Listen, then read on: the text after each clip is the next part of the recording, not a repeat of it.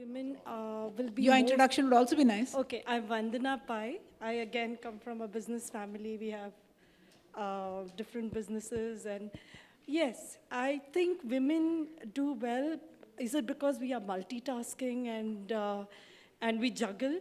But in the bargain, don't we all get drained out? And how do you, I mean, cope up with the... I think we are more stressed than men. So I actually would agree being with in that that, and position where my you all question are, to you how too. do you do it? How do you manage to come out of your stress and go fresh next day morning? I think this is it's a very common question across women, and I think it comes from the fact that we just feel more guilty, that we believe our roles at home are paramount, and we don't want to fail as mothers, as daughters-in-law, and we also want the career. And it is in trying to be a perfectionist of both that we suffer the guilt. Now, I don't think a guy, I mean, I don't think my husband feels as guilty if he isn't spending that same amount of time at home with the children. He always does his bidding, and he's a fabulous husband. I mean, I picked really well, I'm happy to say. Yeah. And he's there for us when we want him. But any tips on that one would also be welcome. He does not suffer the same guilt. And I think that is, we are socially conditioned to believe that this is our responsibility. And I know if my daughter went wrong and went off the rails, that my mother would hold me responsible. My mother-in-law would have held me responsible. And even though it was as much my husband's fault. And so it is, I think, therefore ingrained in society and society's expectations of us. And therefore we are preconditioned to that guilt. And I think we have to recognize that, because the true sharing at home has to start. We have to have our husbands recognizing their roles at home as we earn like they do outside. And I quite like the fact that as a woman, I can choose to do either. That there's no expectation that I have to work. There's no expectation that I have to kill myself at office if I don't want to. And that should be actually making us less stressed, because we can choose if we want to work or not. It's perfectly fine to sit at home. It's not so fine for the guy to sit at home. And so, but we don't recognize this, and I think it's really a self-imposed guilt. Multitasking has made women more versatile in many ways, I think, being able to adapt to different situations. I think, sure, multitasking is an important skill, but this conversation about locus of control with women internally and not allowing somebody else to judge you, I think it's important, and it's changing. And, if I can share a story, I have an 8-year-old, and he studies in, an old recognized school. And one of the things, typically in grade 2, grade 3, they ask you is, what is the favorite dish that your mother makes? And very promptly, my son wrote, the Maharaj makes the pizza, which I like. And, he's not the only one, or, any girl is not the only one, because this conditioning is in our head. The men are quite happy to take off, like, maybe Naina and Debjani didn't learn how to cook. I learned how to cook, but when I met Vishal, my husband, I told him I'm not going to cook till I'm 50, and if I want, I will cook. And I think that communication is very important. You have to choose, and people have to know that you're making these choices, what is important to you. And I think getting your children to understand that right from the word go is very important. There is nothing wrong in saying that you don't have any mother's recipe, because the mother chooses not to build those recipes. He likes something that my mother-in-law cooks or the cook cooks, that's fine.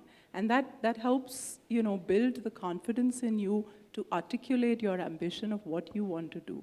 So it's not so much about men not allowing us. I think we just have to have the guts and the ability to have those conversations, to avoid the stress. That's the only thing. Put it out there. And it changes very fast, right? I mean, I don't cook, so my husband does, right? Otherwise, he goes hungry. But going again to your point of stress, I think the other thing that adds to our stress is that we take everything very personally. All our successes, all our failures, it's all me, right? I used to be extremely stressed about work and everything, because it was all personal. till one day, someone I really looked up to, a very, very good mentor, sat me down and said that you can't go on like this. Not just you can't go on like this, but your team can't go on like this. Because the stress impacts it impacts the guys who work for you. It impacts their families when they go back home. It impacts your families. So just think of the number of people who's getting impacted by this. And at some point, you just have to, there's some men vibes they say we have to pick up. And at some point, that's one man vibe that she said you just have to pick up, where you have to say that, okay, it happened, it happened. The guys say, I'll go have a drink and forget about it. You say, I'll go to the spa and have a good head massage and forget about it, right? But we have to do some of that. Good evening, ladies. Let me first thank you on such an enlightening and powerful discussion. We are so glad to have attended this. My question, I've realized the undercurrent of all your talks was the importance of family. So my question is, does it differ in the Indian scenario, because we place so much importance on family values and everything, as against the West?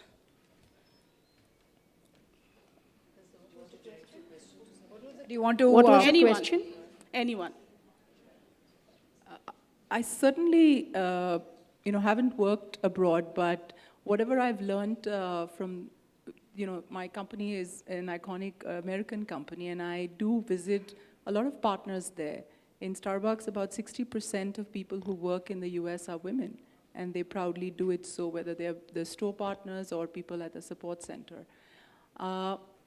I think there are some common threads in society, whether you go to East or West. I think Eastern civilizations are older, and they are more ingrained in the role that, what a man has to do and what a woman has to do. But I think the West has a sense of freedom, is what I've seen, where they're open to accepting different things, different roles, relationship statuses, which are very different there. So I think, yes, they have the benefit of being a younger civilization with a larger growth when it comes to societal growth. So I think they're more open-minded, yes. But Naina ji also spoke about using those relationships. If someone is pregnant in India, there are so many things that people are trying to do for you, and that's a huge support system. People don't have that perhaps in I think they Western do. societies. I think over there you have, if you Hospitals that are able to fit. or pitch in simply maybe. if you walk into a New York or a London subway, you get a badge if you're expecting, and people let you sit down. Maybe that empathy doesn't exist in our society, but I think there are common threads. I wouldn't differentiate between the West and the East. I think the expectations there are equally high. I've met a barista partner in California who used to work with Starbucks, and she couldn't quit her job for financial reasons. She was working till the 8th month in the store. So I think there are expectations, there are different responsibilities. The stress doesn't go away. But families are important there, as much as they're over here. But in fact, I just want to add to what Avani just said. Women in the West grapple with almost similar problems that you find in India or in the eastern part. There is no difference in the kind of problems, challenges, whether it's family, kids, etc. In fact, there are a lot more single moms out there perhaps than in India. But the problems and the challenges in the professional front actually are not very different, whether it's the West or the East. In fact, I'll share with you that of my class at Harvard Business Schools, there were 17 of us women in my section, and there are only 2 of us that are working now. Out of how many 17 women out of 88. It was a class of 88, the section. And that's so, it tells you, women dropped away from the workplace as much as they drop away here. And pretty much all of them dropped away when the second child came. And believe me, I couldn't have done it over there because, it's just not as easy, Avani. I stay with these friends when I would go there. And to give you an example, and that's actually what fired me to say, my God, if she's trying to do it with 2 children there, I can certainly do it here. And I went and had a baby right after. But this was, you go there, and so she's got a kid sitting in a daycare center. I'm visiting, very dear friend. I'm spending the night with her. I go meet her at office. And she's now late. And I think we would have killed ourselves and about 100 people on the way we were driving, because we had to get to that daycare center at whatever it was, 5:36 before it closed. And of course, we're there, we're late, the child is crying, saying, "Mom, you're late again." She's the only child there. I mean, oh God, I was like, this is just horrible. And then the kid, and you go home, and now she's going to cook dinner, and how is she cooking dinner? Kid under her arm. So now we'll chop the carrot, now we'll chop the potato. And I was like, Jesus, this is crazy. So that's how dinner gets cooked every day. And think of what we have.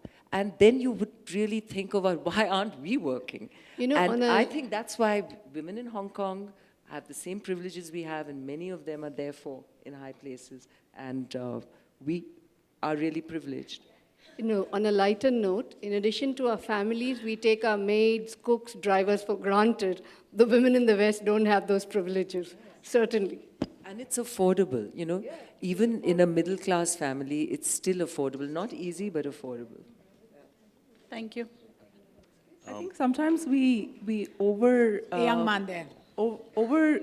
compare ourselves with the West. You know, I had the opportunity to meet a very senior lady who works for an established Korean company, which is a conglomerate like the Tatas. I met her at a similar conference, and you know, she said, I have a 16-year-old who's applying to the Western universities. And she said the most obnoxious thing to me, that, "Mom, you were never there for me, and you know, my application won't go through." If you look at the lives of people just in the Eastern Hemisphere, in countries like Korea, you know, India is a cakewalk, because the trials and the tribulations and the expectations of that society are so different.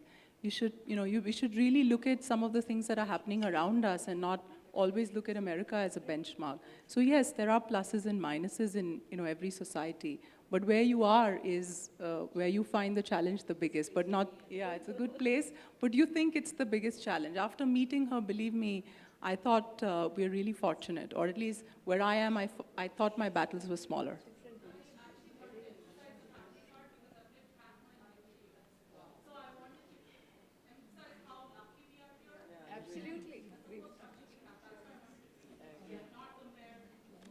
Thank you. Absolutely agree with you. Hello, good evening. I hope I'm allowed to ask a question. Yes, please. Thank you. Okay. My name is Sahil, and my wife Aditi is a member of Ficci Flow. My question is, your book is called 30 Women in Power.